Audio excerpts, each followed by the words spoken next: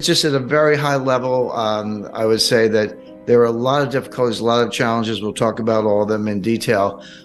People put words in your mouth and kind of get the reputation as this doom and gloom guy. Jim Rickards is always talking about the end of the world, which I don't. I never use that expression. But I make the point that, despite the difficulties, we don't have to be victims. We're not helpless. We don't have to curl up in a ball. The key is to see it coming. If you can see things coming, you can deal with them accordingly. You can get through them, not only preserve wealth, but actually make money. I always point out the example of Hugo Stinnes, and people go, who's that? He was an industrialist in Weimar, Germany in the early 1920s, and he could see the hyperinflation coming long before the middle class, long before anybody else. He went out and borrowed an enormous amount of Reichsmarks, that was the currency at the time, and just bought industrial assets, coal mines, vessels, natural resources, etc. So here comes the hyperinflation. He gives it a little time. He pays back his debts. I would say pennies on the dollar, like a millionth of a penny on the dollar, in other words. But he paid it back. They were sweeping the money down the sewers, but he paid back his debts and kept all the assets. And he became the richest man in Germany. And my German's not very good, but his nickname was the Inflationskönig, which means the inflation king. So there are other stories like it, Joseph Kennedy in the 1929 crash. But here's a guy who lived through the greatest hyperinflation of any modern industrial economy and ended up as the richest man in Germany because he saw it coming and made the right move. So again, we're not helpless. We can do things about it. But the key to empowerment, as I say, is to see it coming. That's where the analysis comes in. And you're like, gee, Jim, are you smarter than everybody else? Of course not. There are a lot of big brains around, but people have flawed models. There's a lot of behavioral psychology behind it. The confirmation bias, or believing the future will resemble the past, which it usually does not. And so if you're going to stick to those models, you're going to get really bad results. It's hard to think of an institution that has a worse forecasting record than the Federal Reserve, the U.S. Federal Reserve, with the possible exception of the IMF. They're both pretty bad. I mean, you could almost take the Fed forecast, do the opposite, and be just fine. There's more to it than that, but they just stick to these really bad models. But if you understand how the economy really works, if you understand it's a complex dynamic system, all I've done is I've taken complexity theory, which has been around for a while. I mean, you can say 13 billion years because the Big Bang was the ultimate complex dynamic paradigm shift or a phase transition. But the science of complexity, understood in mathematical terms, really dates to kind of the early 60s. But it's been used very successfully in physics. It has a lot of applications. All I did was bring it over to capital markets. I looked at capital markets and said, wait a second, here's one of the most complex dynamic systems you can picture. And then there's nothing more complex than the human brain. So you're putting humans on top of capital markets. You've got complexity squared or some exponent. And those models work brilliantly.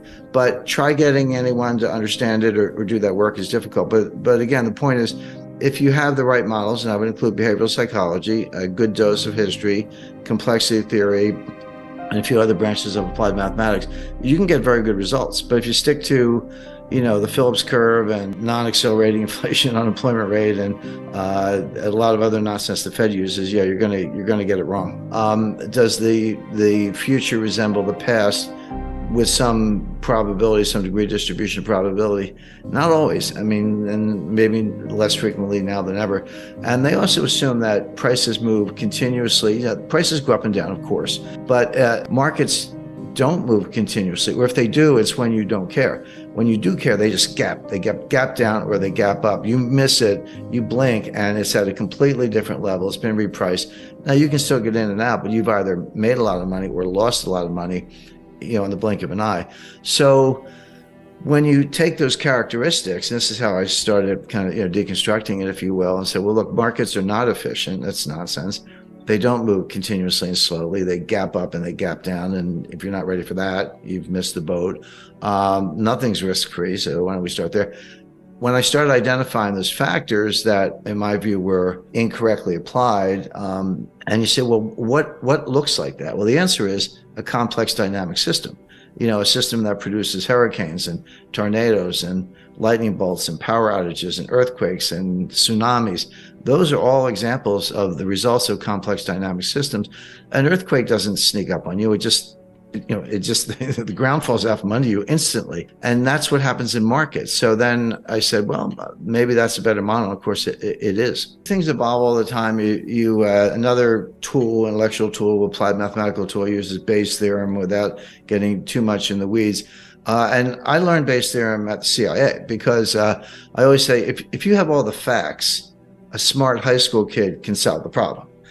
The intelligence agencies and others, and people in capital markets, have to solve problems when you don't have all the facts. But you have no choice. In national security or defense, it's literally life or death. On Wall Street, it could be your fortune or your client's fortune.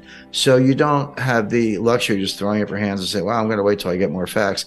That's what Janet Yellen did, but that doesn't work in the real world. She's kind of detached from that.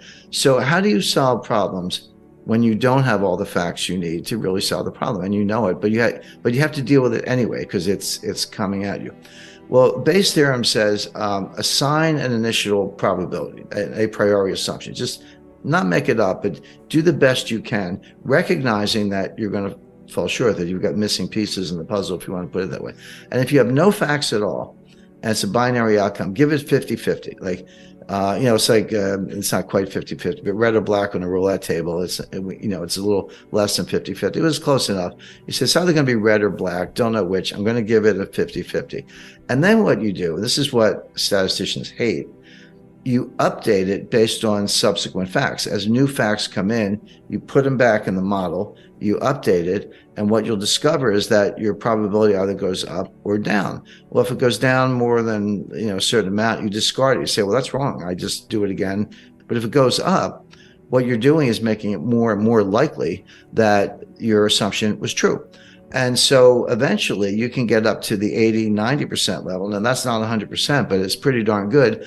But there's a tension, which is, okay, as you're updating, and this is something that was explained to me by Henry Kissinger. So imagine a simple graph, and the vertical axis, the y-axis, is the probability of a certain outcome, and the x-axis is a timeline. Basically, you convert that into the amount of information you have. How much information do I have? How much time do I have to make a decision? Well, at zero, at the outset, you have no information, or very little. But you have a lot of time. You have a lot of degrees of freedom. But as you move across the x-axis, as you move down the timeline, what you discover is you get more and more information, which is a good thing. So that curve is going up. But you have less and less time, fewer degrees of freedom. That curve is going down. So when you get all the way to the other end, it's like, hey, I have perfect information, but it's too late. It's over. I miss either war started, or I lost all my money, or something bad happened. So what you look for is the sweet spot in the middle, call it the Kissinger cross, where I have enough information to be smart, but enough time to have degrees of freedom and be able to act. You look for that sweet spot in the middle, and that's when you act. And with a little humility is a very good tool, a good addition to the formula. So as I say, in the CIA, you never have enough information. You're always trying to get more, but you have to do the best you can, and kind of make assumptions and make forecasts, because you don't have the luxury of sitting back. You can't wait for 10 9/11 events so you can have a good statistical base. You got one, and you want to prevent the next one.